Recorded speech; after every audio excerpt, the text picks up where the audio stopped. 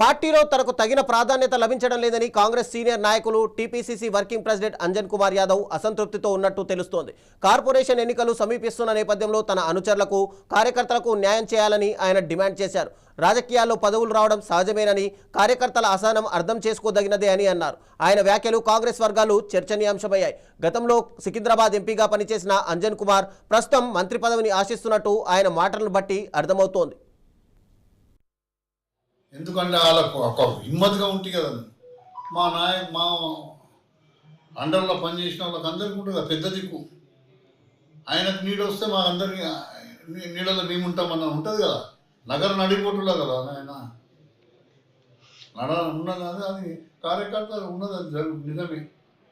అది మీరు అనేది నిజమే. సమయం వస్తుంది, సరిగ్గా సమయం జరుగుతుంది.